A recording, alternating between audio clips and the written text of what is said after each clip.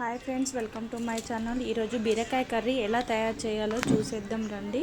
ముందుగల్లా నేను 1/2 kg బీరకాయలను పైన ఉన్నటువంటి తొక్కును పీల్తో తీసేసుకున్నాను. నీట్గా తీసేసుకొని చిన్న చిన్న ముక్కలుగా కట్ చేసుకొని, అలాగే 4 పచ్చిమిర్చి, ఒక పెద్ద సైజు ఆనియన్ని కూడా కట్ చేసుకున్నాను.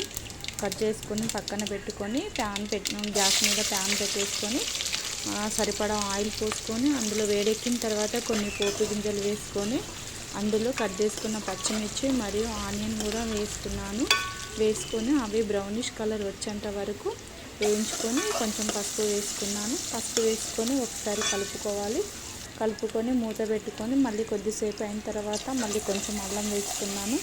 అల్లం వేసుకొని ఒకసారి కలుపుకోవాలి. అల్లం వాసన పోయేంత వరకు కలుపుకొని కట్ చేసి పక్కన పెట్టుకున్నటువంటి బీరకాయ ముక్కలను కూడా అందులో వేసుకొని ఒకసారి కలబెట్టుకొని పైన మూత పెట్టి మళ్ళీ కొద్దిసేపు ఉడికించుకున్నాను. అవి ముక్కలు సాఫ్ట్గా అయ్యేంత వరకు ఉడికించుకోవాలి. మెత్తగా మూత పెట్టుకొని మధ్యలో తీసి కలుపుతూ ఉండాలి, అడుగంటకుండా. కలుపుకున్న తర్వాత కొంచెం సాల్ట్ వేసుకున్నాను, రుచికి సరిపడా సాల్ట్ వేసుకొని మళ్ళీ కొద్దిసేపు ఒకసారి కలబెట్టి మళ్ళీ మూత పెట్టి కొద్దిసేపు ఉడికించుకున్నాను. వేసిన ఉప్పుకి తొందరగా బీరకాయ ముక్కలు అనేవి తొందరగా మెత్తగా అవుతాయి, కాబట్టి ముందే సాల్ట్ వేసుకుంటే తొందరగా కర్రీ ఉడుకుతుంది. కాబట్టి నేను ముందే సాల్ట్ వేసుకున్నాను. తర్వాత ముక్కలు కొంచెం మెత్తబడిన తర్వాత రుచికి సరిపడా కారం వేసుకున్నాను.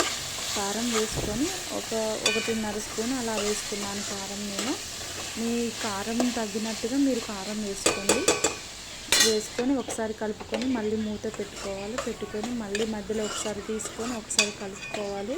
ఎందుకంటే మధ్యలో కలుపుతూ ఉండాలి, లేదంటే కింద భాగం అడుగంటకుండా ఉంటుంది. కాబట్టి మూత తీసి కలుపుతూ ఉండాలి.